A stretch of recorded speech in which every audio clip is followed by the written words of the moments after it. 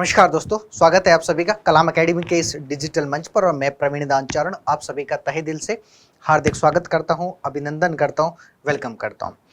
तो आइए हम स्टार्ट करते हैं। जो हमारे एमसीक्यू के पूरी की पूरी जो प्रीवियस ईयर के क्वेश्चंस थे, उनकी एक जो ज्योग्राफी की सीरीज चल रही थी, उसी के अंतर्गत आज के जितने भी हमारे महत्वपूर्ण प्रश्न हैं, जितने भी महत्वपूर्ण क्वेश्चंस हैं, वो हमारे टॉपिक एयर एंड एटमॉस्फेयर से रिलेट करते हुए एक क्लासेस हम एयर और एटमॉस्फेयर की पिछले वाले में ले चुके हैं। ये हमारे आगे जितने भी है वो सारे के सारे एयर एंड एटमॉस्फेयर से संबंधित ही प्रश्न रहने वाले। तो स्टार्ट करते हैं एयर एंड एटमॉस्फेयर को रिलेट करते हुए क्वेश्चंस के संदर्भ में।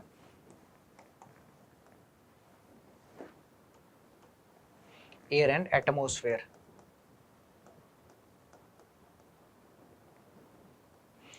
एयर का मतलब होता है हवा कह दो या फिर आप वायु कह दो, एंड एटमॉस्फेयर का मतलब होता है कि जो हमारा वायुमंडल है।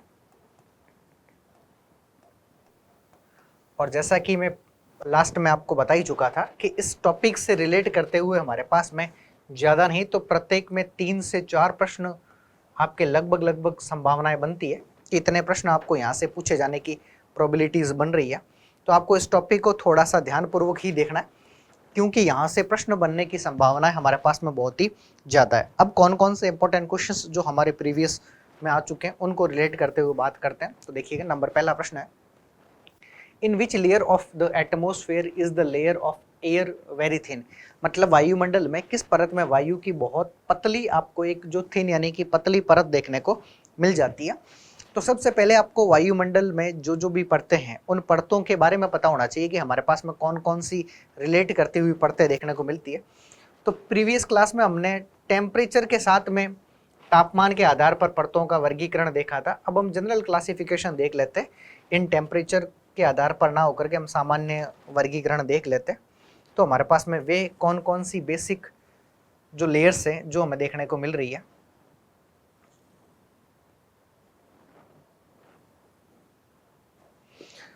तो कुल मिलाकर के हम जो हमारा एटमॉस्फेयर है उसको 5 बड़ी लेयर्स में डिवाइड कर सकते हैं।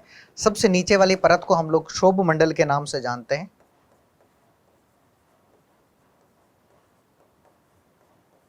इससे ऊपर वाली परत को हम लोग समताप मंडल के नाम से जानते हैं। इससे ऊपर वाली परत को हम लोग मध्य मंडल के नाम से जानते हैं।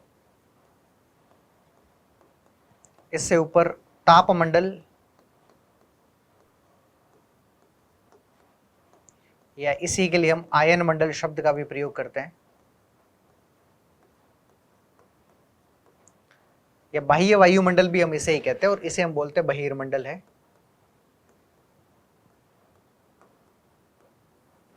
ट्रोपोस्फेयर, स्ट्रेटोस्फेयर,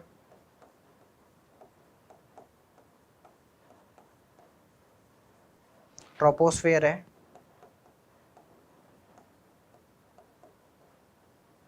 स्ट्रेटोस्फेयर है,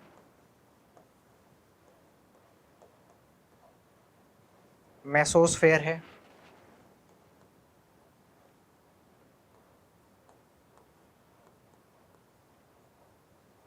थर्मोस्फेयर है,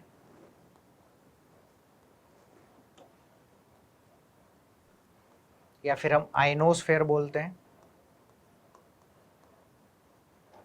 और इसे हम बोलेंगे एक्सोस्फेयर है।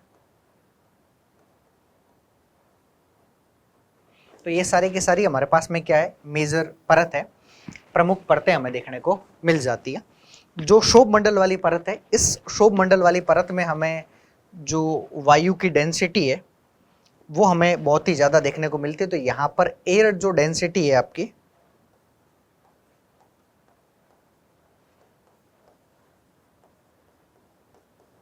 जो वायु का घनत्व है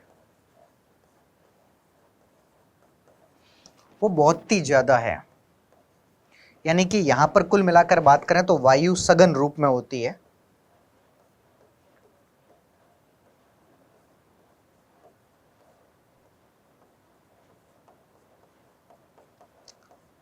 तो जितनी भी वायु है यहाँ पर वो आपको सघन रूप में दिखेगी, यानी कि पास पास दिखती है। उनके बीच में, कणों के बीच में आपको अंतर बहुत ही ज़्यादा कम दिखने को मिलता है। उसका मुख्य कारण है कि हमारा पृथ्वी का ग्रेविटेशनल फोर्स है जो पृथ्वी का ग्रेविटेशनल फोर्स है वो इन हवाओं को अपनी ओर अट्रैक्ट करने का काम करता है, जिसके कारण वो हवाएं दूर दूर ना फैल करके पास पास ही होती रहती है, इसलिए हम इसे कहते हैं वायु की डेंसिटी यहाँ पर आपको बहुत ही ज़्यादा देखने को मिलती है। जबकि एक्सोस्फेयर या बहिर्मंडल में आपको जो वायु की डेंसिटी है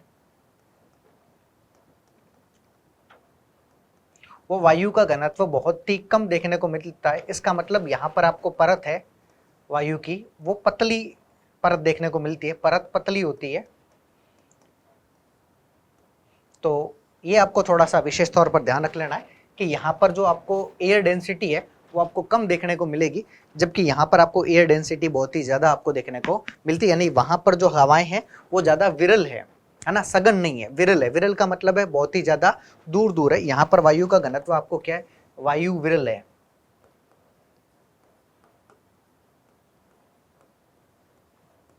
जबकि यहाँ पर वायु क्या है, आपके सघन रूप में आपको देखने को मिल जाती है। यहाँ पर वायु बिना टकराए हुए हजारों किलोमीटर में मूवमेंट कर सकती है, क्योंकि सघनता है ही नहीं, डेंसिटी है ही नहीं। तो वायु यहाँ पर आपको हजारों किलोमीटर बिना टकराए हुए, एक दूसरे के साथ में कण नहीं टकराए तब भी सैकड़ों किलोमीटर यहाँ पर क्या कर सकती है, ट्रैवलिंग कर सकती है। लेकिन यहाँ पर दो गैसें ऐसी है जो आपको सघन मात्रा में देखने को मिलती है। यानी इस परत में आपको हाइड्रोजन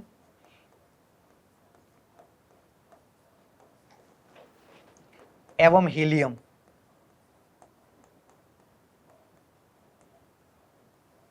ये दोनों क्या देखने को मिलेगी, सघन देखने को मिलेगी। इन दोनों की जो मात्रा है आपके पास में वो आपको सघन देखने को मिल रही है। तो हाइड्रोजन और हीलियम यहाँ पर आपके सघन है, जबकि अन्य गैसें यहाँ पर कैसी है, विरल है। कई बार ये सवाल पूछा गया एग्जाम में कि हाइड्रोजन और हीलियम नामक जो गैसेज है वो आपको कहाँ पर सबसे ज्यादा सघन देखने को मिलती है। आंसर होगा आपके बहिर्मंडल में आपको सघन ज्यादा देखने को मिल जाती है। और ध्यान रखना, यही वो दोनों गैसें हैं जो सूर्य में भी पाई जाती है, सूर्य में भी मिलने वाली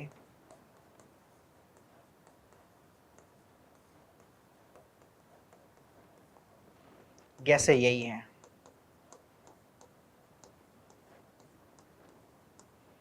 अगर आपसे सवाल पूछा है कि सूर्य में मिलने वाली जो गैसेज है वो भी कौन सी है, तब भी आंसर क्या होगा, हाइड्रोजन और हीलियम नामक की गैसें हैं। ठीक है, अब आ जाइए अपने प्रश्न पर, हमें प्रश्न में क्या पूछ रहा है और क्या हमें आंसर देना चाहिए। ठीक है, चलिए प्रश्न में पूछ रहा है कि वायुमंडल की किस परत में वायु की बहुत पतली परत पाई जाती है। तो हम जानते हैं कि आपके वायुमंडल में कहां पर सबसे पतली परत पाई जा रही है, तो आउटर एटमॉस्फेयर जो है, बहिर्मंडल जो भी है, इस बहिर्मंडल में, या फिर हम इसे एक्सोस्फेयर के नाम से भी जानते हैं,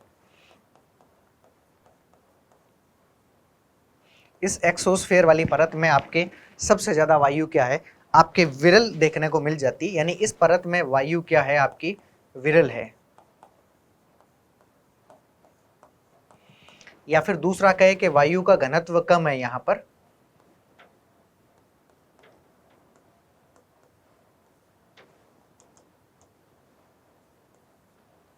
घनत्व क्या है यहां पर आपके बहुत ही कम देखने को मिलता है। लेकिन कौन सी वायु यहां पर सघन है, तो कहेंगे हाइड्रोजन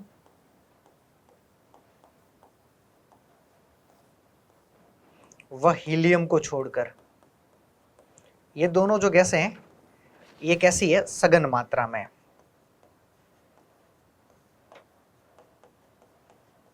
बाकी अन्य सारी की सारी गैसें कैसी है, आपकी विरल मात्रा में आपको देखने को मिल जाती है। क्लियर है, चलिए अगला प्रश्न देख लो। अगला प्रश्न क्या है आपके पास में, अब प्रश्न दे रखा है, पृथ्वी के चारों ओर, जो भी हमारे पास में पृथ्वी के चारों ओर फैली वायु की पतली परत को वायुमंडल कहते हैं। तो जो अर्थ है उसके चारों ओर जो वायु की परतें फैली हुई है, उसी वायु की परतों को हम लोग क्या कह रहे हैं, वायुमंडल यानी एटमॉस्फेयर के नाम से जानते हैं।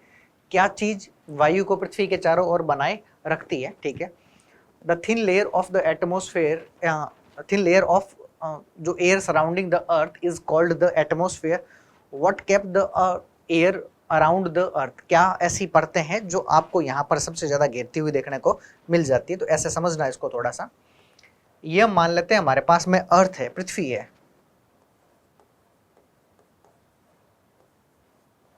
ये क्या है, पृथ्वी है।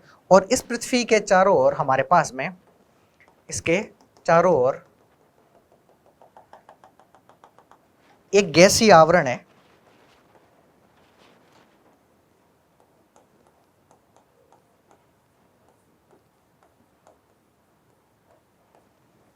है ना, एक गैसों का आवरण है और इस गैसीय आवरण को हम लोग वायुमंडल के नाम से जानते, एटमॉस्फेयर के नाम से जानते हैं।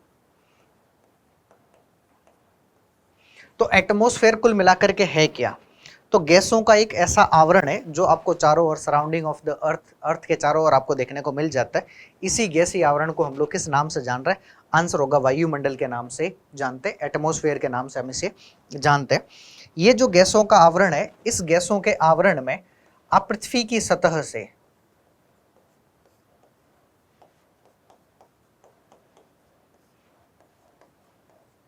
बहिर्मंडल की ओर जाओगे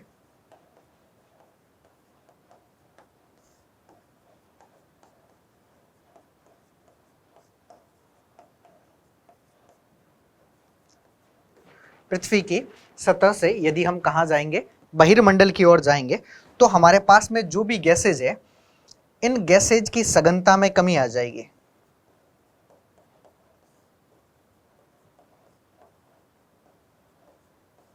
हमें इसके डेंसिटी में क्या देखने को मिल जाएगी?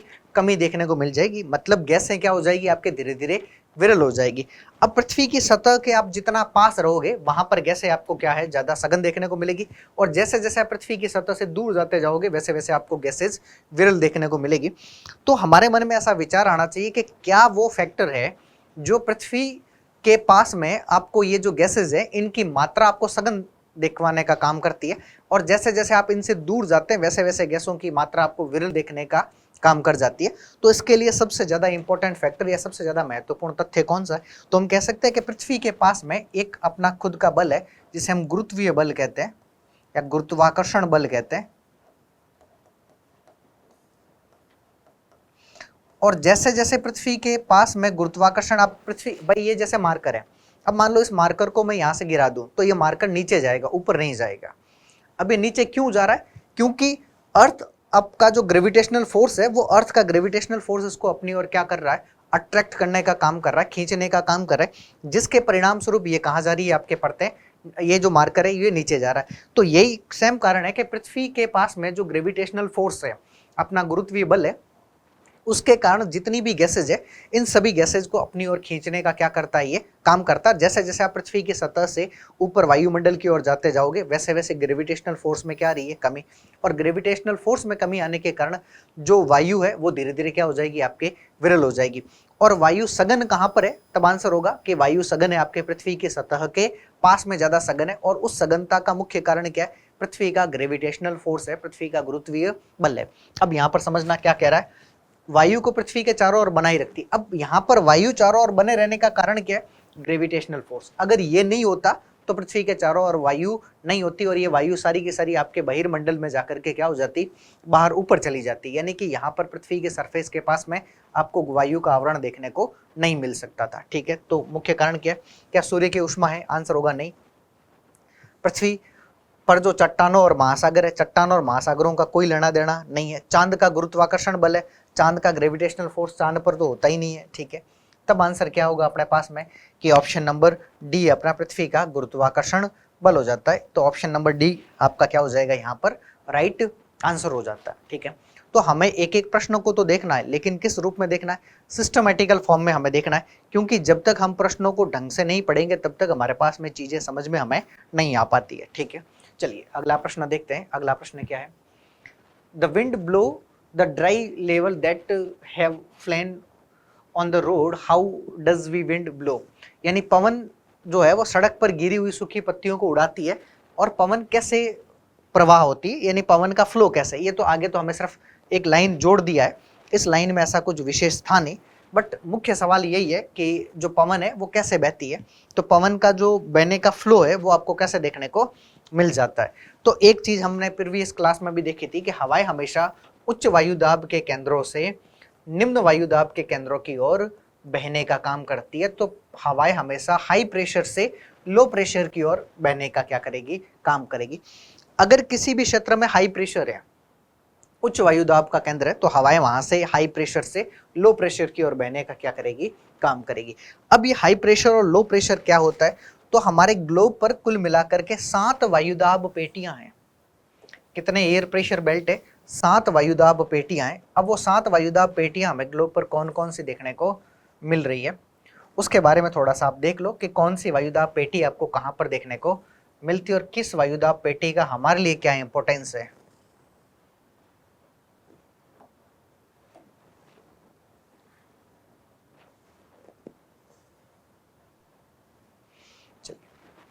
ये हमारे पास में 0 डिग्री है, ये हम कहते हैं 30 डिग्री है, ये हमारे पास में 60 डिग्री है, इसे हम नॉर्थ कह देते हैं क्योंकि उत्तरी गोलार्ध की बात कर रहे हैं। यहाँ पर हमारे पास में 90 डिग्री नॉर्थ है, यहाँ पर 30 डिग्री साउथ है, यहाँ पर 60 डिग्री साउथ है और यहाँ पर 90 डिग्री आपका साउथ है। ठीक है, चलिए हमारे पास में ग्लोब पर कुल मिलाकर के 7 बड़ी वायुदाब पेटियां हैं। कितनी बड़ी वायुदाब पेटियां? 7 बड़ी वायुदाब पेटियां। अब वो 7 वायुदाब पेटियां हमें कौन कौन सी देखने को मिल जाती है उसको देखना। सबसे पहले इक्वेटर पर आपको लो एयर प्रेशर बेल्ट देखने को मिलेगा, उसके बाद में यहाँ पर आपको हाई एयर प्रेशर बेल्ट है, फिर यहाँ पर लो एयर प्रेशर बेल्ट है और फिर आपके यहाँ पर हाई एयर प्रेशर बेल्ट है। यहाँ पर आपका हाई एयर प्रेशर बेल्ट आ जाएगा, यहाँ पर लो एयर प्रेशर बेल्ट है और यहाँ पर फिर आपके हाई एयर प्रेशर बेल्ट आ जाएगा। तो कुल मिलाकर के हमारे पास में 4 तो हो गई उच्च वायुदाब की पेटी और 3 हो गई हमारे पास में निम्न वायुदाब की पेटी है। जो इक्वेटर पर है हम उसे बोलते हैं equatorial low air pressure belt.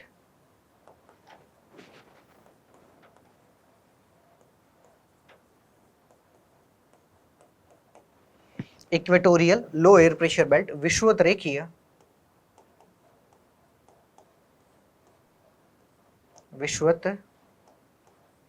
रेखीय निम्न वायुदाब पेटी।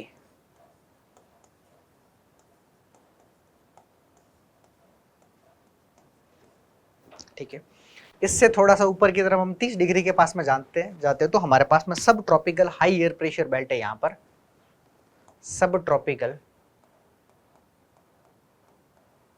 High air pressure belt.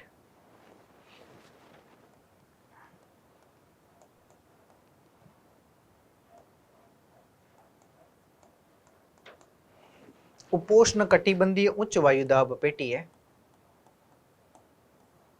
उपोष्ण कटिबंधीय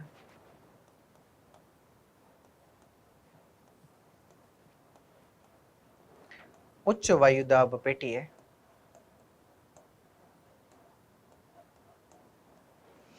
उसके बाद में है सब पोलर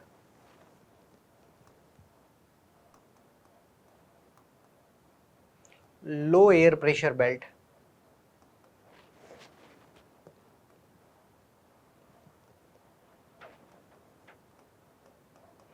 उपध्रुवीय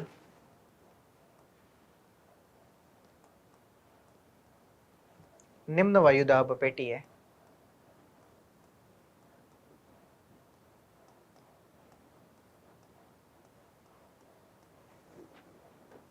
उपध्रुवीय निम्न वायुदाब पेटी है। उसके बाद में है polar high air pressure belt है।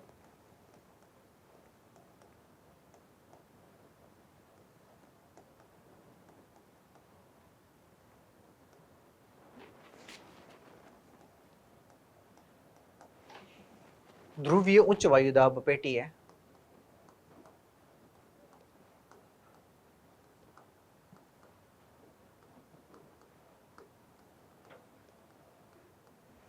तो कुल मिलाकर के हमारे ग्लोब पर ऐसे 7 वायुदाब पेटियां और हवाएं हमेशा उच्च वायुदाब के केंद्रों से निम्न वायुदाब के केंद्रों की ओर चलना प्रारंभ करती। जैसे यहाँ पर हाई एयर प्रेशर बेल्ट है तो इस हाई एयर प्रेशर बेल्ट से लो एयर प्रेशर बेल्ट की ओर चलेगी। तो जहाँ पर हाई एयर प्रेशर है वहाँ से लो एयर प्रेशर बेल्ट की ओर हवाओं का हमेशा क्या होगा?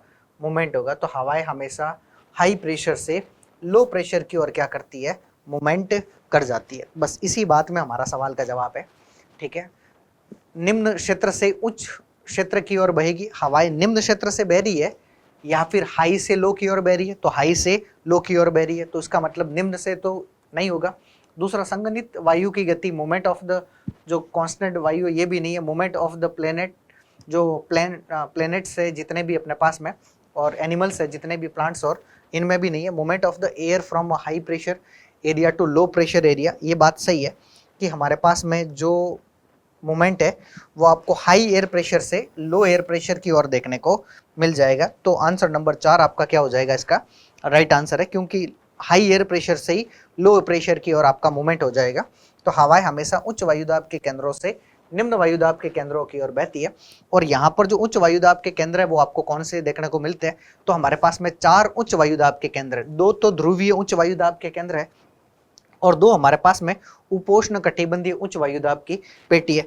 3 हमारे पास में निम्न वायुदाब के केंद्र है, जिसमें एक है आपका equatorial low air pressure belt है और 2 है हमारे पास में सब पोलर लो एयर प्रेशर बेल्ट है। उपध्रुवीय निम्न वायुदाब की पेटी हो जाती है। तो हवाएं हमेशा उच्च वायुदाब के केंद्रों से निम्न वायुदाब के केंद्रों की ओर क्या होती है, इन हवाओं का आपको मूवमेंट देखने को मिल जाता है। क्लियर है, ये बात समझ में आ चुकी होगी आपके। चलिए अगला प्रश्न देखिएगा। अगला प्रश्न क्या है, निम्नलिखित में से वायुमंडल का अधिकांश कौन सी 2 गैसें हैं, है ना, विच 2 gases make up most of the earth atmosphere. वायुमंडल में जो मिलने वाली 2 प्रमुख जो आपको गैसेज है वो कौन कौन सी गैसें आपको वायुमंडल में मुख्य रूप से देखने को मिल जाती है। पहला कार्बन डाइऑक्साइड और ऑक्सीजन है, दूसरा नाइट्रोजन और ऑक्सीजन है, तीसरा ओजोन और हीलियम है, चौथा नाइट्रोजन और हाइड्रोजन है। तो हमारे एटमॉस्फेयर में जो सबसे ज्यादा 2 गैसेस जिसकी मात्रा हमें सबसे ज्यादा देखने को मिलती है वो नाइट्रोजन और ऑक्सीजन है। ये बात तो हम लोग जानते भी है कि हमारे पास में सबसे ज्यादा मिलने वाली गैसेस कौन सी है, नाइट्रोजन और ऑक्सीजन नामक गैसेस हमें सबसे ज्यादा देखने को मिल जाती है। अब कौन कौन सी वायुमंडल की प्रमुख गैस है, जैसे सबसे पहला है नाइट्रोजन। नाइट्रोजन के बाद में है ऑक्सीजन है,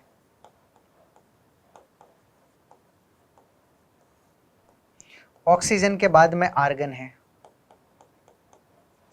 आर्गन के बाद में कार्बन डाइऑक्साइड है, CO2 जिसे अपन कहते हैं। बाकी हो ना हो इन सब का तो आपको परसेंटेज क्या रखना है, निश्चित तौर पर ध्यान रखना ही रखना है, ठीक है। नाइट्रोजन है 78.08% है और इसे हम राउंड फिगर में कई बार 78% भी क्या कर लेते हैं, लिख लेते हैं कि नाइट्रोजन की मात्रा है हमारे पास में कितनी है, 78% है। ऑक्सीजन की मात्रा आपके 20.94% है और इसे हम राउंड फिगर में कई बार 21% भी लिख लेते हैं। तो ऑक्सीजन की मात्रा आपके 21% के आसपास में आपको देखने को मिल जाती। आर्गन की मात्रा 0.93% है, तो आर्गन आपको ज़्यादा देखने को नहीं मिलती, लेस देन 1% के आसपास में आपको आर्गन की मात्रा देखने को मिलती है। CO2 की मात्रा बहुत कम है हमारे पास में, 0.03% है। और वर्तमान में हम कह रहे हैं कि हमारे यहाँ पर जितना भी कार्बन का इमिशंस हमने किया है, कार्बन का दोहन हमने जितना भी किया है, उसके कारण इसकी मात्रा में थोड़ी सी बढ़ोतरी हो गई है और ये बढ़ोतरी हो गई है 0.04% है। अब आप सोच लीजिए कि 0.04% होने पर हमारे यहाँ पर इतनी बड़ी भयंकर त्रासदी आपको देखने को मिल गई है, तो आगे और होता तो क्या हो सकता था, ठीक है। उसके बाद में आपके गैसेज है, नियोन है, ठीक है, ज़्यादा नहीं है, 0.0018% है। बाकियों की अगर आप मात्रा याद भी नहीं रखो तब भी आपके पास में काम चल सकता है, इसमें कोई ज़्यादा ऐसा है नहीं। इसके बाद में आपके हीलियम नामक गैसेज आ जाती है, ठीक है। तो इन सब की मात्रा कोई आपको ज़्यादा देखने को नहीं मिलती, 0.0005% के आसपास में आपको किसकी मात्रा देखने को मिल जाएगी, हीलियम की मात्रा। अब इसमें मुख्य तौर पर जो सवाल आपसे और पूछा जा सकता है, जो ऊपर वाली 3 गैसेज हैं आपकी, नाइट्रोजन, ऑक्सीजन और आर्गन है, ये सारी की सारी आपकी वायुमंडल की एक प्रकार की स्थिर गैसें हैं। मतलब इन गैसों की मात्रा आपके पास में निश्चित है, इनमें बढ़ोतरी घटोतरी नहीं होती है। लेकिन जो CO2 और बाकी नीचे वाली जितनी भी गैसेज है, ये सारी की सारी एक प्रकार की अस्थिर गैसें हैं। कैसी है, अस्थिर प्रकार की हमें गैसेस देखने को मिल जाती है। तो ये बात तो हम लोग जानते हैं कि हमारे वायुमंडल में दुनिया भर की गैसेज है। उन दुनिया भर की गैसेज में से अगर हम बात करें कि सबसे ज़्यादा जो मिलने वाली गैसेज है वो आपको 2 ही देखने को मिल रही है, और 2 कौन सी है, नाइट्रोजन और ऑक्सीजन है। अगर इन दोनों को मिला दो तो लगभग 99% जो पूरी गैसों की मात्रा है वो आपको इन्हीं 2 गैसेज की देखने को मिल जाती है। 99% में 2 गैसें हैं और बाकी सभी जगह आपकी सारी गैसेज हैं, ठीक है। तो ज़्यादातर गैसेज कौन सी है अपनी, नाइट्रोजन और ऑक्सीजन है। तो राइट आंसर कौन सा हो जाएगा, ऑप्शन नंबर दूसरा राइट आंसर है। चलिए अगला प्रश्न देखिएगा। अगला प्रश्न है हमारे पास में, किस प्रकार की पवनें स्थल एवं समुद्री पवन होती है, ठीक है। तो विच टाइप ऑफ जो विंड है हमारे पास में लैंड और सी ब्रीज होती है। तो हमने पिछली क्लास में पवनों का वर्गीकरण देखा था, पवनों का क्लासिफिकेशन देखा था, और हमने ये देखा था कि पवनें मुख्य रूप से 3 प्रकार की हमें देखने को मिल जाती है। और 3 प्रकार की पवनें कौन कौन सी है जो हमें देखने को मिलती है, जिसमें से एक पवन को हम लोग कहते हैं स्थायी पवन, परमानेंट विंड है। एक पवने हमारे पास में मौसमी पवने हैं,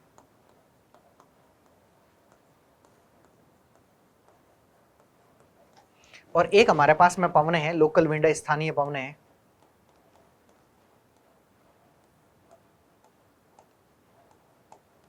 तो पवने कुल मिलाकर के कितने प्रकार की हमारे पास में? 3 प्रकार की है। अगर हम स्थायी पवनों की बात करें, परमानेंट विंड सिस्टम की बात करें, तो एक है व्यापारिक पवन है, ट्रेड विंड है। एक पवन है हमारे पास में पछुआ पवन है, वेस्टर्लाइज विंड है। एक है हमारे पास में ध्रुवीय पवन है।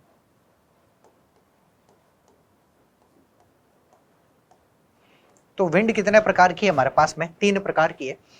स्थायी पवन जो है वो 3 प्रकार की, व्यापारिक है, पछुआ है और ध्रुवीय पवन है। अगर हम बात करें मौसमी पवनों की, तो मौसमी पवनें हमारे पास में कई प्रकार की है, जैसे दक्षिण पश्चिमी मानसूनी पवन,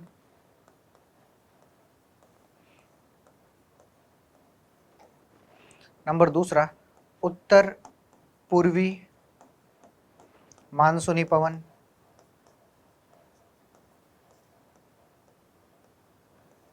एक है हमारे पास में स्थल समीर,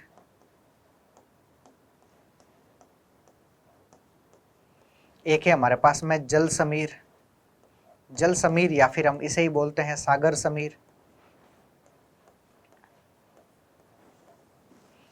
एक है हमारे पास में पर्वत समीर,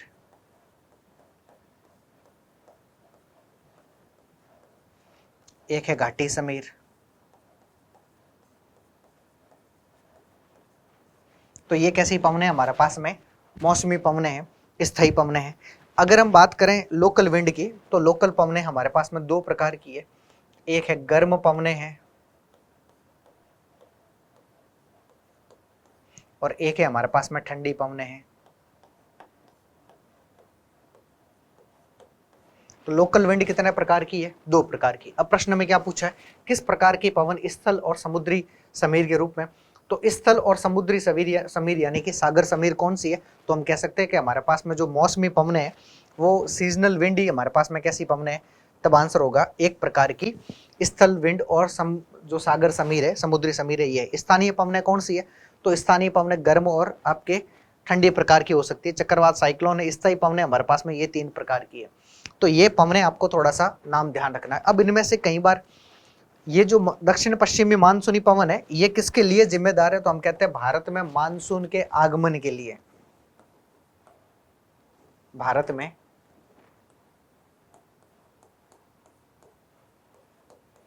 मानसून के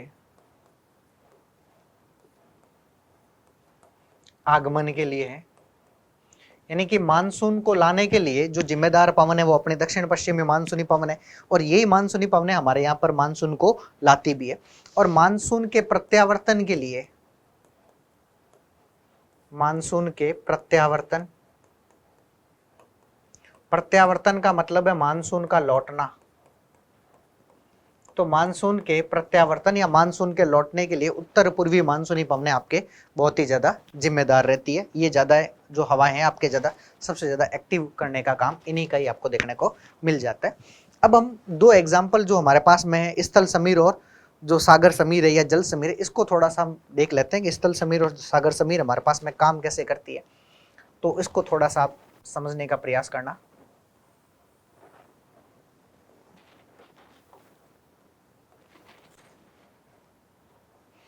ये मान लेते हैं हमारे पास में भारत का मानचित्र है, और इस भारतीय मानचित्र के अंतर्गत हम 2 पवनों को डिसाइड करेंगे। एक का नाम है स्थल समीर है,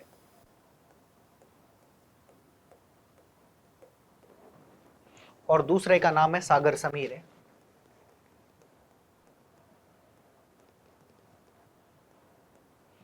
अब पहली बात तो आपको यही पता होना चाहिए कि कौन सी पवन कहां से किस साइड चलने का काम कर रही है। ठीक है, नाम से ही जाहिर है स्थल समीर, तो इसका मतलब ये पवन आपके स्थल से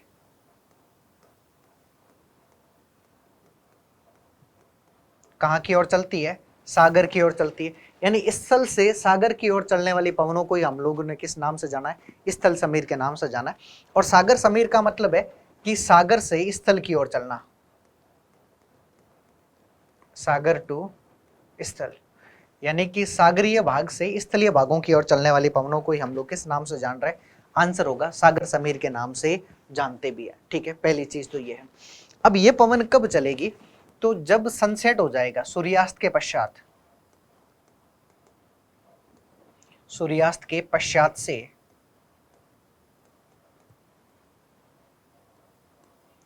और कब तक चलेगी, अगली दोपहर तक ये क्या करेगी, चलेगी। तो अगली दोपहर तक,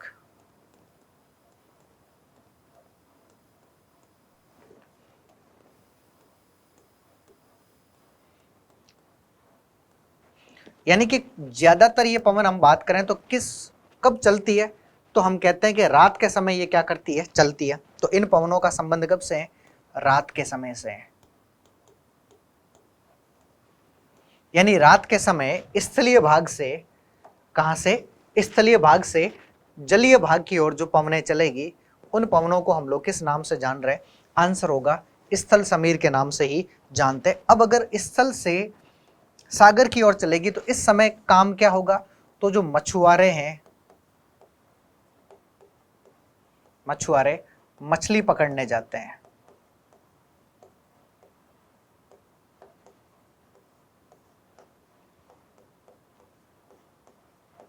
मछुआरे कहां जाते हैं, मछली पकड़ने के लिए चले जाते हैं। ठीक, नंबर अगर हम दूसरी पवन की बात करें कि हमारे पास में जो सागर समीर है, ये सागर समीर कब चलेगी, तो ये चलेगी दोपहर से लेकर के सूर्यास्त तक। तो ये कब से कब तक चलेगी, दोपहर से सूर्यास्त तक।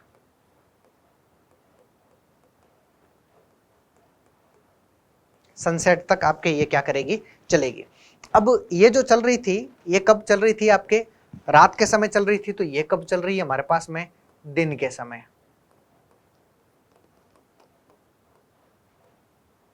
अब दिन के समय कैसे चलेगी, तो सागर से स्थलीय भागों की ओर ये पवनें क्या होती है, चलती है सामान्यतः। और इस समय जो मछुआरे हैं वो मछली पकड़कर वापस आ जाते हैं, मछुआरे मछली पकड़कर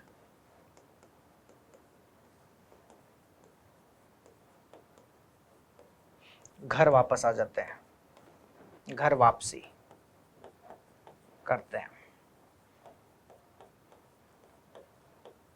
तो इस समय तो मछुआरों को जाने में सहायता होती है और इस समय मछुआरों को वापस आने में क्या होती है, आपके सहायता होती है। तो ये दो पवने हैं, एक है सागर समीर और दूसरी है आपके स्थल समीर है। तो दोनों चीजें आपको ध्यान रखने, सागर समीर और स्थल समीर कौन सी कब कैसे चलती है, इन थोड़ा सा दोनों पवनों को थोड़ा सा देखते रहना। तो इसका हमारा आंसर क्या था आपका, कि ये एक प्रकार की मौसमी पवन है, सीजनल विंड है अपने पास में। ठीक है, चलिए अगला देखिएगा।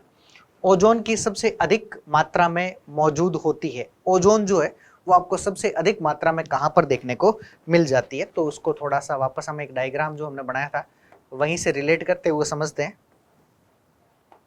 कि ओजोन आपको सबसे ज्यादा कहाँ पर देखने को मिल जाती है। ठीक है, चलिए इस डायग्राम को थोड़ा सा समझने का प्रयास करना। पिछली क्लास में भी हमने इसको थोड़ा सा डिस्कस किया था। ये हमारे पास में पृथ्वी की सतह है,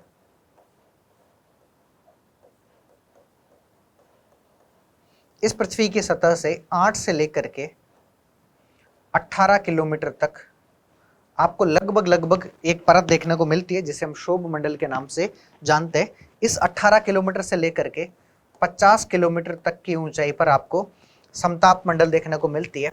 उसके बाद में 80 किलोमीटर तक की ऊंचाई पर आपको मध्य मंडल देखने को मिलता है। 640 किलोमीटर की ऊंचाई पर आपको आयन मंडल तक देखने को मिलता है और उसके बाद में ऊपर आपका बहिर्मंडल तक है जो लगभग 10,000 किलोमीटर तक भी आपको देखने को मिल जाता है। 10,000 किलोमीटर से भी ज्यादा है ना, तो मोर देन 10,000 किलोमीटर तक आपको ये सारी परतें देखने को मिल जाती है। इन परतों को हम लोग इस नाम से जान रहे हैं। ठीक है, अब इन परतों में से ये जो समताप मंडल का जो मामला है, किस परत का मामला, समताप मंडल का ये जो मामला जो अपन बॉक्स से इसको क्या कर रहे हैं, थोड़ा सा चिन्हित करने का काम कर रहे हैं। इस पूरे परत में आपको ओजोन लेयर देखने को मिलती है।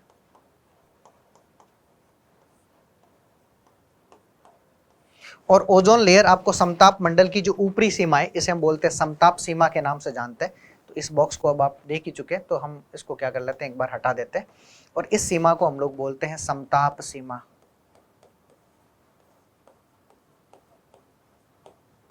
है ना। और इसी समताप सीमा पर आपको क्या देखने को मिल रही है, तब आंसर होगा आपको ओजोन लेयर देखने को मिल रही है। तो ओजोन लेयर का जो मामला है वो आपके किस सीमा के साथ में, समताप सीमा के साथ में आपको देखने को मिलती है। अब ये ओजोन लेयर भी हम अलग अलग लेयर्स में इनको क्या कर सकते हैं, डिवाइड करके हम देख सकते हैं। अलग अलग ऊंचाई के आधार पर अलग अलग जो हमारे पास में तथ्य है उनके आधार पर भी हम इसका क्लासिफिकेशन देख लेते हैं एक बार, कि अलग अलग ऊंचाई के आधार पर हम इसको कितने भागों में दरअसल क्या कर सकते हैं, आपके डिवाइड कर सकते हैं।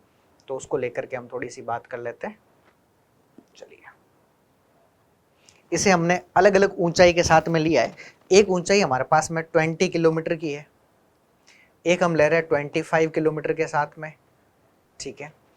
एक हम ऊंचाई ले लेते हैं 35 किलोमीटर के साथ में, एक हटाई देते हैं, क्या फायदा उसका, और इस वाले को थोड़ा सा नीचे ले आते हैं ना।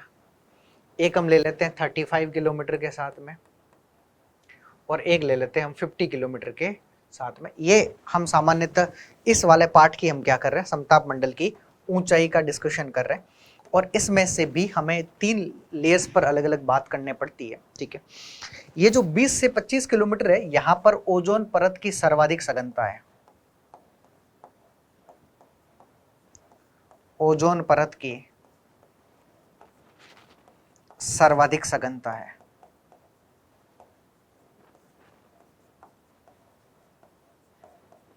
तो अगर कोई बात करे कि ओजोन परत की आपको सर्वाधिक सघनता कहां पर देखने को मिलती है, आंसर क्या होगा, आपके 20 से 25 किलोमीटर की ऊंचाई पर ओजोन परत की आपको सर्वाधिक सघनता देखने को मिल जाती है, ठीक है। अगर आपको पूछे कि ओजोन परत का सर्वाधिक मिश्रण कहां पर है, ओजोन परत का सर्वाधिक मिश्रण,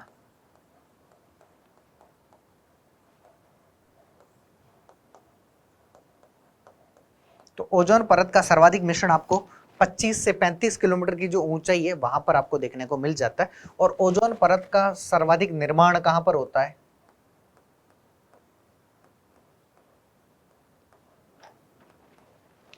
ओजोन परत का सर्वाधिक निर्माण,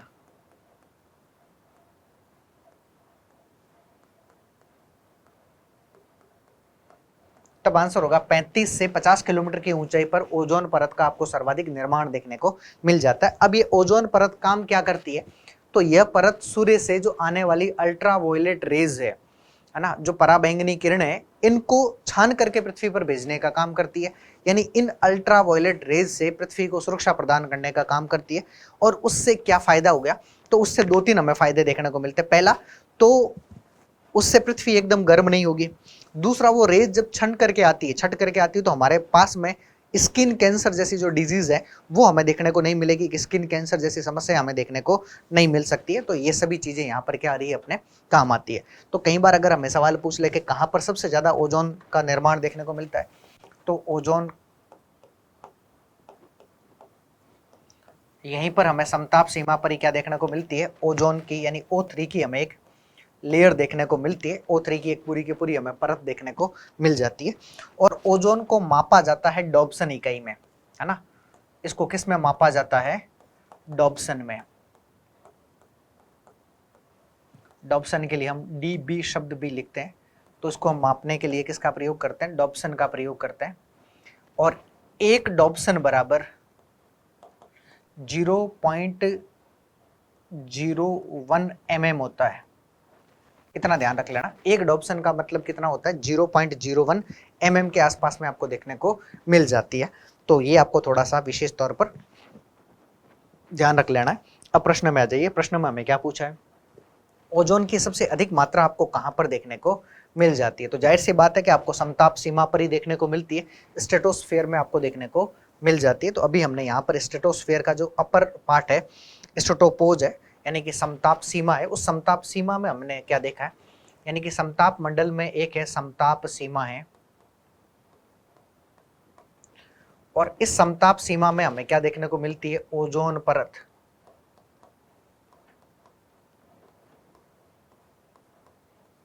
यानी कि O3 की हमें पूरी की पूरी लेयर देखने को मिल जाती है। और ये O3 की लेयर क्या काम करती है? तो सूर्य से आने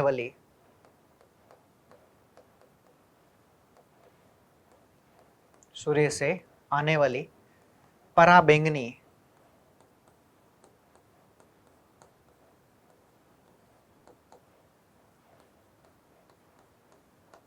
किरणों को रोकती है।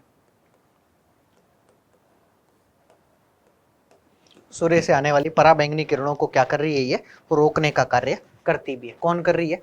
आंसर होगा ओजोन परत इसको रोकने का क्या करती है? हमारे पास में कार्य करती भी है। क्लियर है? ये आप थोड़ा सा ध्यान रखना। और ओजोन परत का जो मापक है, ओजोन का मापक है, ओजोन को डॉप्सन इकाई में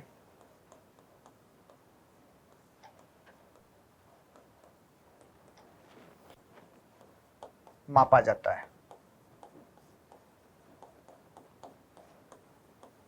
ओजोन को हम किस इकाई में मापने का काम करते हैं? डॉप्सन इकाई में मापने का कार्य करते भी है। ठीक है, चलिए यहां तक हमारी बात होगी। अगला प्रश्न देख लो। अगला प्रश्न क्या है अपने पास में? ओजोन परत में पहला छेद कब खोजा गया था? कि ओजोन लेयर है, उस ओजोन लेयर में हमें सबसे पहला जो छेद देखने को मिला था वो कब देखने को मिला था, और क्या कारण था कि ओजोन लेयर में हमें एक ऐसा छेद देखने को मिल गया था? उन कारणों पर बात करते हैं। तो ध्यान रखना, सबसे पहले 1980 के आसपास की बात है। 1980 में जो अंटार्कटिक का जो कॉन्टिनेंट है,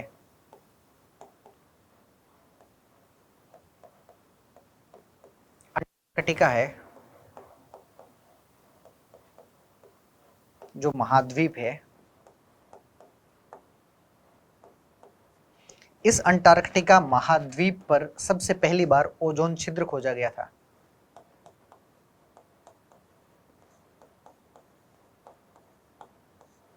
क्या खोजा गया था? ओजोन छिद्र। छिद्र का मतलब है ओजोन परत की जो लेयर है उसकी मोटाई में कमी आ जाना। ओजोन परत की मोटाई में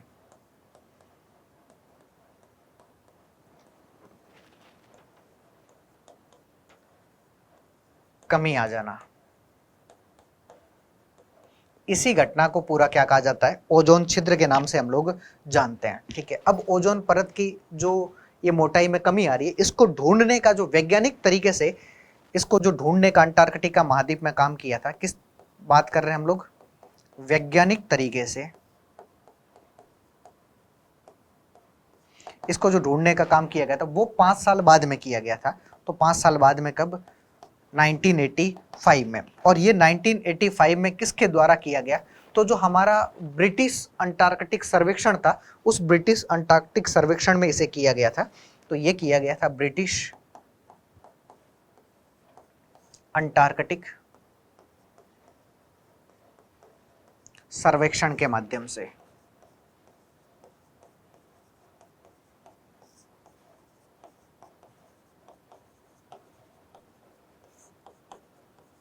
कब किया गया था? ये ब्रिटिश अंटार्कटिक सर्वेक्षण के माध्यम से ये किया गया था। और जो फेमोन करके एक व्यक्ति है, वैज्ञानिक है,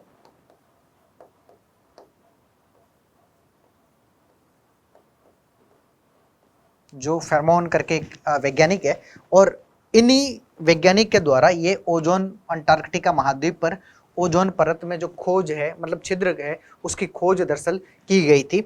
और इनका कहना था कि ये जो मुख्य कारण है ना, यहाँ पर छिद्र का जो मुख्य कारण है वो था CFC गैस, क्लोरोफ्लोरोकार्बन गैस।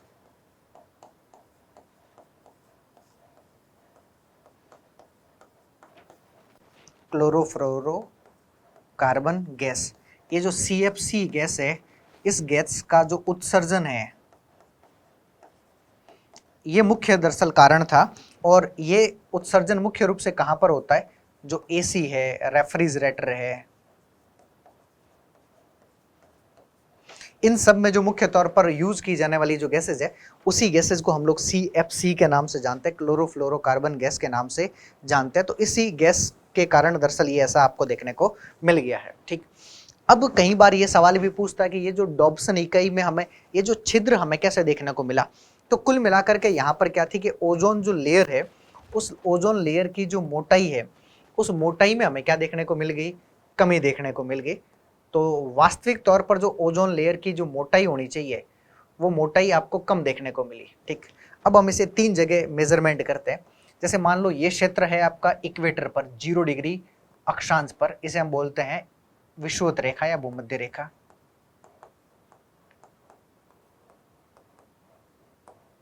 ये क्षेत्र है हमारे पास में 90 डिग्री नॉर्थ है, यानी हम इसे उत्तरी ध्रुव बोलते हैं। और ये हमारे पास में 90 डिग्री साउथ है, दक्षिणी ध्रुव है।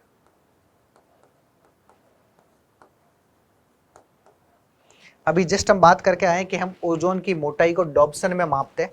तो इक्वेटर पर जो हमें ये यूनिट देखने को मिली है, ये जो इकाई देखने को मिल रही है, ये हमें 310 डॉब्सन देखने को मिल रही है।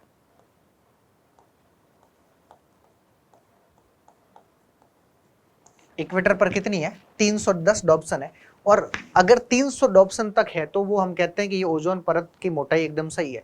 लेकिन 310 डॉब्सन का मतलब है कि जितनी होनी चाहिए उससे भी क्या है हमारे पास में ज्यादा है, तो हमारे पास में ऐसी कोई दिक्कत बात नहीं है। लेकिन अगर हम आर्कटिक सर्किल पर देखें, आर्कटिक वाले क्षेत्र में देखें, तो उत्तरी ध्रुव जिसे हम आर्कटिक वाला भी पार्ट कह सकते हैं, आर्कटिक वाला क्षेत्र भी कह सकते हैं, यहाँ पर आपको ये मोटाई 290 डॉब्सन ही देखने को मिलती है। कितने देखने को मिलती है, 290 डॉप्शन। यानी कि यहां पर ये जो कमी हो जाती है, ये कमी आपके मार्च से लेकर के अप्रैल महीने के आसपास होती है। मार्च अप्रैल में कमी हो जाती है यहां पर, और ये घट करके कितनी आ जाती है, 290 के आसपास में। आपको इक्वेटर से ऊपर आप नॉर्थ पोल पर जाओगे तब आपको देखने को मिल जाएगी। तो इतनी कोई विशेष बड़ी बात है नहीं कि अगर 10 ही कम हो रही है तो इतना कोई विशेष मामला नहीं है। लेकिन दक्षिणी ध्रुव पर थोड़ा सा मामला क्या है, गड़बड़ है। और दक्षिणी ध्रुव पर जो अंटार्कटिका वाला क्षेत्र है, यहाँ पर ये 250 से लेकर के 220 डॉप्सन आ जाती है। हम पीछे की तरफ जा रहे हैं ना, तो घटता हुआ लेके जा रहे हैं, 250 से लेकर के 220 डॉप्सन आ जाती है। और ये भी सबसे ज्यादा किस महीने में ये सबसे ज्यादा आपके घटने का काम करती है, तो अक्टूबर महीने में सबसे ज्यादा घटती है ना। अक्टूबर महीने में सर्वाधिक घटती है।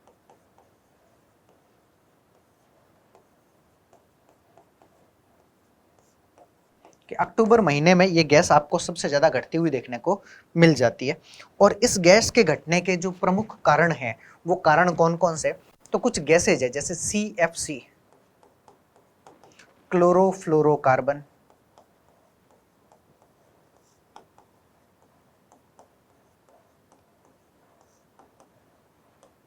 तो सबसे ज़्यादा जो मुख्य उत्तरदायी जो गैस है वो आपकी CFC ही आपको देखने को मिलती है। उसके बाद में HCFC है ना। HCFC का मतलब है हाइड्रोक्लोरोफ्लोरोकार्बन है। तो इसके आगे क्या जोड़ना है हमें, हाइड्रो क्लोरोफ्लोरोकार्बन ही है। तो एक मुख्य दूसरा उत्तरदायी कारक क्या है आपका, हाइड्रोक्लोरोफ्लोरोकार्बन ही है। एक है आपका HFC। HFC का मतलब हाइड्रोफ्लोरोकार्बन है, हाइड्रोफ्लोरोकार्बन है। तो ये 3 बड़ी रेस्पॉन्सिबल गैसेज है जो इसके लिए दरअसल क्या है, उत्तरदायी गैसेज के रूप में, मुख्य उत्तरदायी जो गैसेज के कारण है, इन कारणों के रूप में हमें देखने को मिल जाती है। तो ये बात थोड़ी सी हमें ध्यान रखनी है। कई बार हमें सवाल भी पूछ ले कि कौन सी बड़ी उत्तरदायी गैस है, उसमें सबसे बड़ी उत्तरदायी गैस कौन सी है, CFC है। उसके बाद में HCFC और HFC है। ठीक है, चलिए। तो इस प्रश्न का राइट आंसर क्या था हमारे पास में कि 1990 में अंटार्कटिका महाद्वीप पर आपको ये ओजोन छिद्र की घटनाक्रम आपको देखने को मिल गया और वैज्ञानिक तरीके से हमने इसको 1985 में देखा है और ब्रिटिश अंटार्कटिक जो सर्वेक्षण हुआ था उसी अंटार्कटिक सर्वेक्षण के अनुसार इसको खोजा गया था और यहाँ पर मुख्य जो गैसेज थी वो CFC का उत्सर्जन था और इसको हम मापते हैं इसमें डॉप्सन इकाई में मेजरमेंट करते हैं, डॉप्सन इकाई में दरअसल हम इसे मापते हैं। ठीक है, चलिए अगला प्रश्न देख लो। मॉन्ट्रियल प्रोटोकॉल किससे संबंधित है? बहुत अच्छा प्रश्न है। मॉन्ट्रियल प्रोटोकॉल हमें किससे संबंधित देखने को मिल जाता है? सबसे अच्छा प्रश्न अगर मैं कहूं कि अगर ओजोन लेयर से कोई पूछ सकता है तो यही है। ये ओजोन लेयर के डिप्लेक्शन को लेकर के, ओजोन लेयर के क्षरण को लेकर के बात करता है। अब ये मॉन्ट्रियल प्रोटोकॉल हुआ कब था? ठीक है, तो इससे पहले भी कुछ प्रोटोकॉल होते हैं, ओजोन परत के क्षरण को लेकर के कुछ समझौते किए जाते हैं, प्रोटोकॉल होते हैं, जिसमें पहला जो प्रोटोकॉल है, पहला समझौता होता है वियना सम्मेलन। पहला कौन सा है? वियना सम्मेलन है। अब ये वियना सम्मेलन कहां पर है? यूरोप महाद्वीप में एक देश पड़ता है ऑस्ट्रिया करके, ऑस्ट्रेलिया नहीं, ऑस्ट्रिया करके एक देश पड़ता है और उस ऑस्ट्रिया की राजधानी है वियना। उस वियना में ये सम्मेलन होता है, इसलिए नाम क्या दे दिया? वियना सम्मेलन। होता कब है? ये होता है 1985 में ये सम्मेलन दरअसल आपके हो जाता है। अब इस सम्मेलन में क्या विशेष मुद्दा था कि इस सम्मेलन का मुख्य जो इंटेंशन था वो क्या था? इसका इंटेंशन था कि CFC में कमी लाना, CFC के उत्सर्जन में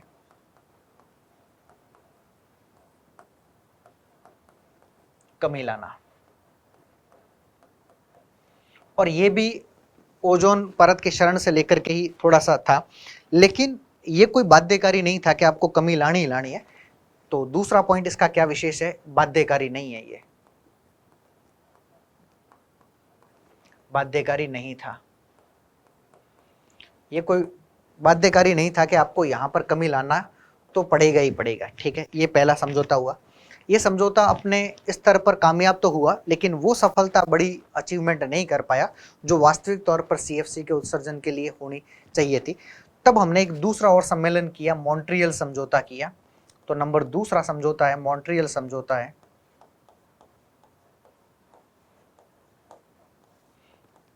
या सम्मेलन है, मॉन्ट्रियल प्रोटोकॉल है। और ये मॉन्ट्रियल प्रोटोकॉल लाया गया था 16 सितंबर 1987 को। ये डेट बड़ी इंपॉर्टेंट है, ध्यान रखना, 16 सितंबर 1987 को लाया गया था।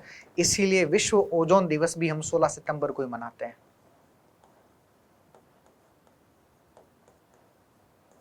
जो ओजोन दिवस मनाते हैं हम लोग, ये ओजोन दिवस भी कब मनाते हैं? 16 सितंबर को ही हम लोग क्या करते हैं? ओजोन दिवस मनाने का कार्य करते हैं। अब हमारे पास में एक और सवाल पूछेगा कि ये लागू कब हुआ था? ध्यान रखना, लागू इस समय नहीं हुआ, इस समय लाया गया था, हस्ताक्षर किए गए थे। लागू हुआ है 1 जनवरी 1989 को। तो ये मॉन्ट्रियल प्रोटोकॉल लागू कब हुआ? आंसर है 1 जनवरी 1989 को। ये दोनों सवाल अलग अलग है। लाया कब गया? 87 में। लागू कब हुआ? 89 में। ठीक है, दो चीजें ध्यान रखना। इस समझौते में मुख्य तौर पर ऐसा था क्या? तो CFC, अभी हम बात करके आए, CFC का मतलब क्या है? CFC व HCFC के उत्सर्जन को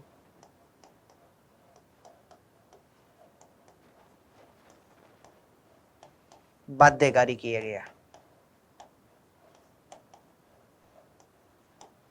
तो अच्छा सवाल बन सकता है कि किस समझौते में CFC के उत्सर्जन को हमने क्या किया? बाध्यकारी किया। लेकिन हम यहाँ पर HFC का उपयोग क्या कर सकते हैं? कर सकते हैं, उसके ऊपर ऐसा कोई भी प्रतिबंध नहीं लगाया गया। HFC का उपयोग किया जा सकता है, का उपयोग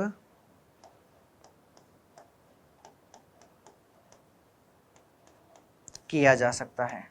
ठीक है, तो HFC का उपयोग तो किया जा सकता है, लेकिन CFC और HCFC के उत्सर्जन पर हमने क्या कर दी? यहाँ पर इस समझौते के माध्यम से रोक लगा दी। ठीक है, ये भी समझौता अपने चरम स्तर पर, मतलब हर समझौते के लिए ये दरअसल क्या रहा? सबसे ज्यादा रहा। इसलिए हम कई बार मॉन्ट्रियल समझौता बड़ा ही विशेष तौर पर जानते हैं।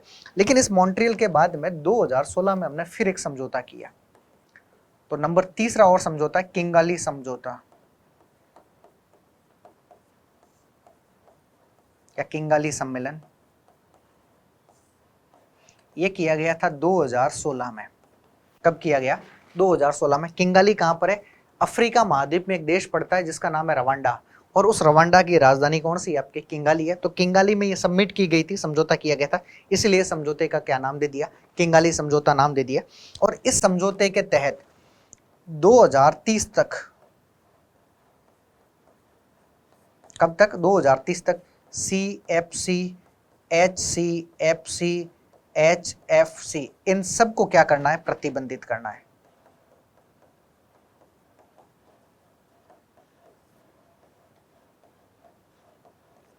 दो 2030 तक हमें इस सब को क्या करना है? प्रतिबंधित करना है। तो इसके स्थान पर हम कौन सी गैसों का प्रयोग दरअसल यहां पर करेंगे? तो एक इसका अल्टरनेट ढूंढा गया HFO, है ना। कई बार सवाल पूछ सकता है कि अगर इन गैसेज को हम लोग बंद कर देंगे तो हम किस गैसेज को दरअसल यहाँ पर वरीयता देंगे? तो हमारे पास में गैसेज है HFO, हाइड्रोफ्लोरो जो ओलेफिन करके गैसेज है। तो हाइड्रो फ्लोरो ओलेफिन, हम इस गैस को इन सब के अल्टरनेट के रूप में क्या कर रहे हैं? दरअसल प्रयोग करेंगे। तो ये आपको थोड़ा सा ध्यान रखना है कि इसके स्थान पर हम किसका उपयोग चालू करेंगे? तो हाइड्रोफ्लोरोओलेफिन का हम क्या करेंगे? इसका उपयोग चालू कर देंगे। तो ये तीन समझौते आपको विशेष तौर पर ध्यान रखना है। तीनों समझौते किसको लेकर के किए गए थे? ओजोन परत के क्षरण को लेकर के दरअसल ये समझौते किए गए थे आपके, ठीक है। तो ये सारी चीजें आपको विशेष तौर पर ध्यान रखनी है। कई बार आपको ये भी सवाल पूछा जा सकता है कि ग्रीन हाउस इफेक्टेड गैसेज कौन सी है और ग्लोबल वार्मिंग में इफेक्टेड आपके गैसेज कौन कौन सी है? तो ग्रीन हाउस और ग्लोबल वार्मिंग में सबसे जो उत्तरदायी गैसेज है वो आपकी CO2 के रूप में। उसके बाद में दोनों में गैसेज आपके मीथेन बड़ी कॉमन है। उसके बाद में सल्फर हेक्साफ्लोराइड है वो SF6 के नाम से जिसे हम जानते हैं, ये भी बड़ी एक कॉमन सी गैस है। उसके बाद में हाइड्रोफ्लोरोकार्बन, ये भी दोनों में आपके कॉमन सी गैस है, ठीक है। लेकिन क्लोरोफ्लोरो जो कार्बन है वो आपके ग्लोबल वार्मिंग के लिए तो उत्तरदायी नहीं है, जबकि आपके ग्रीन हाउस इफेक्ट के लिए बहुत ही ज्यादा क्या है? उत्तरदायी गैसेज के रूप में। पर फ्लोरोकार्बन दोनों के लिए उत्तरदायी गैसेज के रूप में आपको देखने को मिलती है।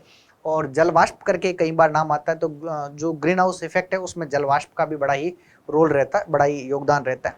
लेकिन दोनों में सबसे ज्यादा इंपॉर्टेंट गैसेज कौन सी है? CO2 है, जो दोनों में सबसे ज्यादा मुख्य गैसेज के रूप में आपके काम आ जाती है। लेकिन CO2 दरअसल आपके ओजोन लेयर के लिए कोई भी इसका नुकसान नहीं होता है। इसलिए ओजोन लेयर में तीन बड़ी गैसेज आपको ध्यान रखनी है, CFC, HCFC और HFC है।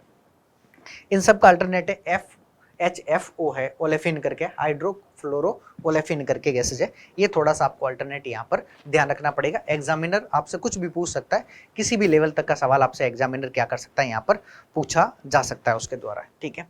चलिए अगला प्रश्न देख लो। निम्नलिखित में से कौन सी कृत्रिम पदार्थ ओजोन परत के क्षरण के लिए जिम्मेदार है? अभी अपन जस्ट बात करके ही आए कि कौन सा कृत्रिम पदार्थ, है ना, जिम्मेदार है। तो PVC नहीं है, जो बायोपॉलीमर नहीं है। हम जिसको सबसे ज्यादा देख के आए हैं वो कौन सी है? CFC है। और CFC के अलावा यदि हम बात करें, एक तो CFC तो है ही है, और CFC के अलावा HCFC और एक है HFC, हाइड्रोफ्लोरोकार्बन है। ये तीन गैसेज हम देख के आए। और कब कब हमने इन गैसेज को बैंड करने का काम किया? तो हमने पहले तीन समझौते लाए। पहला समझौता लाया है आपका वियना सम्मेलन है, उसके बाद में आपका मॉन्ट्रियल प्रोटोकॉल है, उसके बाद में किंगाली समझौता है। और किंगाली समझौते में इन सभी गैसेज को 2030 तक हमने क्या किया है? प्रतिबंधित करने का काम किया। और उसके स्थान पर हमने HFO को क्या किया है? लाया। यानी कि हम 2030 के बाद में इन सब के अल्टरनेट के रूप में जिस गैस को ढूंढने का प्रयास करेंगे, मतलब जिस गैस को यूज करेंगे, वो HFO है, ओलेफिन करके जो गैसेज है, हाइड्रोफ्लोरो ओलेफिन है, इसको हम क्या करेंगे? यहाँ पर यूज करने का प्रयास करेंगे। तो इसका राइट आंसर आपका CFC है वैसे, ठीक है। चलिए अगला प्रश्न देखिएगा। निम्नलिखित में से कौन सी स्थानीय गर्म हवाएं हैं? स्थानीय गर्म हवाएं अपने पास में कौन सी है? तो अभी हमने जस्ट यहाँ पर एक चीज बात पढ़ी थी, इसको फिर देख लो आप लोग।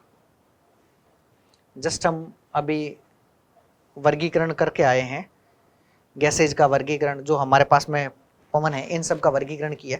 तो हमारे पास में जो हवाएं हैं, पवन है, वो तीन प्रकार की है।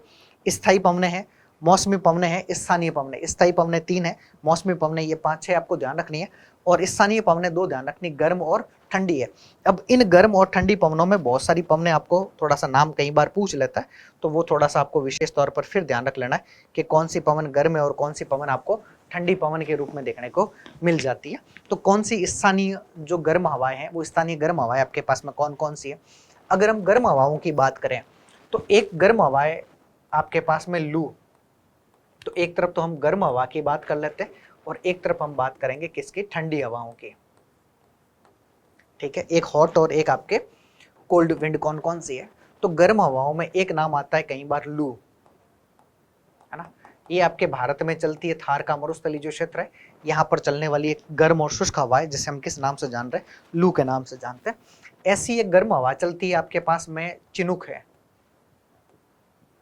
ये चलती है उत्तरी अमेरिका में, नॉर्थ अमेरिका जो भी है उत्तरी अमेरिका है।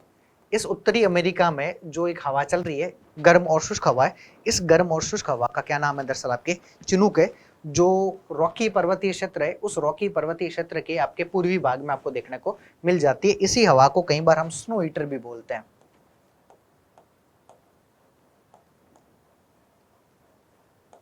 क्या बोलते हैं हम इसे? स्नो ईटर के नाम से भी जानते हैं। हिम भक्षक जिसे हम कहते हैं, वो भी कौन सी हवा है? आपकी चिनुक नाम की ही हवा है। ठीक है, इसके अलावा एक हवा है जिसका नाम है फॉन। ये जो आल्प्स पर्वतीय क्षेत्र है यूरोप महाद्वीप में, इस आल्प्स पर्वतीय क्षेत्र में जो तापमान बढ़ाने का काम जिस माध्यम से किया जाता है उस हवा को हम लोग क्या कहते हैं? फॉन के नाम से जानते हैं। उसके बाद में एक हवा है सिरोकू। सिरोकू या सिरोको, कुछ भी नाम आ सकता है, वैसे सिरोकू सही शब्द है। कई बार सिरोको करके भी नाम लिखा हुआ जाए तब भी आपके पास में वही है। ये हवाएं आपके सहारा के मरुस्थल से, सहारा मरुस्थल में मुख्य रूप से चलती है। सहारा मरुस्थल 2 ये चली जाती है भूमध्य सागर, और भूमध्य सागर से आगे ये इटली वगैरह में भी क्या करती है? बारिश कर लेती है। तो फ्रांस, इटली, स्पेन, इन सभी जगह बारिश करने के लिए ये जिम्मेदार भी है। इसी हवा के लिए हम लोग कई बार कहते हैं रक्त की वर्षा भी कहते हैं।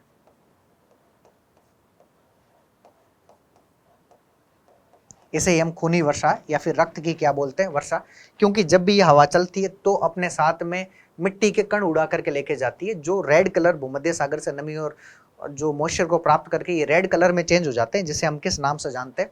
तब आंसर हो जाएगा कि आपके इसके सिरोकू को आप रक्त की वर्षा के नाम से भी कई बार जान सकते हैं। ठीक है, इसी सिरोकू को अलग अलग देशों में आप अलग अलग नामों के साथ में भी जानते हैं। जैसे अगर इस सिरोकू को आप गिनी के तट पर देखोगे, किस तट पर? गिनी के तट पर, तो आप इसे बोलते हैं हरमट्टम। सिरोकू नहीं, ऐसे अलग भी हवा है जिसे हम हरमट्टम के नाम से भी जानते हैं, जो एक प्रकार की गर्म और शुष्क पवन के रूप में आपको देखने को मिल जाती है। एक है आपके पास में खमसीन करके है,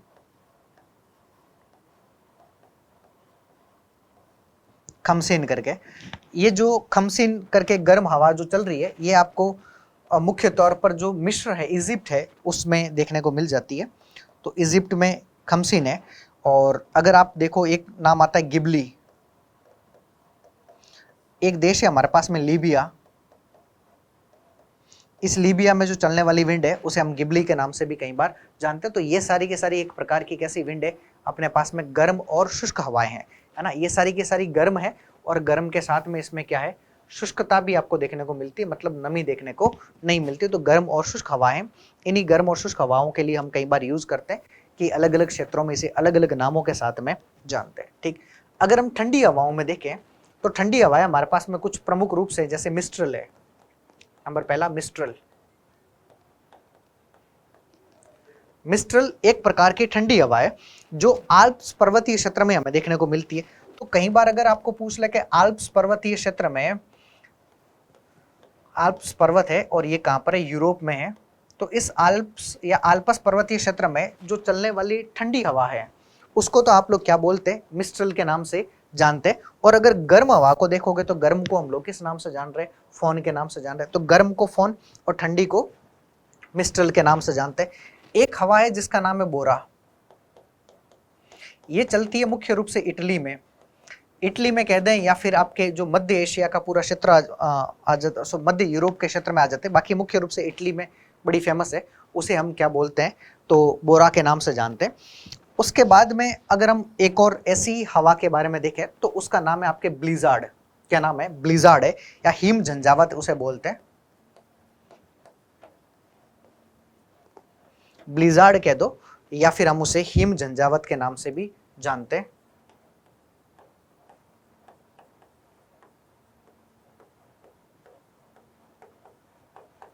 तो ब्लिजार्ड या हिम झंझावात कैसी एक प्रकार की ठंडी हवा है, ठीक है। तो कुछ ठंडी है, कुछ हमारे पास में गर्म हवाएं देखने को मिलती है। अब देखिएगा मिस्ट्रल, तो मिस्ट्रल कैसी है? आपके अर्ध पर्वतीय क्षेत्र में चलने वाली ठंडी हवाएं। हमें क्या पूछा है? गर्म हवाएं कौन सी है? चिनुक, चिनुक आपकी एक प्रकार की गर्म हवाएं जो कहां पर चलती है? उत्तरी अमेरिका में, आपका जो आल्प पर्वतीय क्षेत्र है वहां पर चलती है। बोरा, बोरा एक प्रकार की कैसी है? ठंडी हवाएं इटली में चलती है। ब्लिजार्ड एक प्रकार की ठंडी हवाएं, और ये चलती है आपके कनाडा, रूस, साइबेरिया वाला जो क्षेत्र है, अलास्का, अलग अलग क्षेत्रों में चलती है। ये ज्यादातर क्षेत्रों में ग्रीनलैंड, इन क्षेत्रों में चलने वाली जो आपकी ठंडी हवा है उसे हम किस नाम से जान रहे हैं? ब्लिजार्ड के नाम से जानते हैं। तो ये आपको थोड़ा सा ध्यान रखना है, कौन सी हवा कहां पर कैसे चलने का कार्य कर रही है, ठीक है। तो ये थे आज के आपके सारे के सारे इंपॉर्टेंट क्वेश्चंस के संदर्भ में जो आपको पूछे गए हैं, और इन्हीं प्रश्नों से संबंधित जो पिछली बार हमारे जितनी भर्ती परीक्षाओं में सवाल पूछे उसका अपने डिटेल एनालिसिस किया कि जो सवाल था वो, और उसके अलावा इस सवाल का जो कोर जोन है पूरा का पूरा, उसको लेकर के भी अपन ने चर्चाएं किया। तो उम्मीद करता हूँ ये सेशन आपको बहुत ही अच्छा लगा होगा। आज की इस क्लास के लिए और अब तक की क्लास के लिए आप सभी का तहे दिल से बहुत बहुत धन्यवाद, बहुत बहुत शुक्रिया। थैंक यू वेरी मच दोस्तों।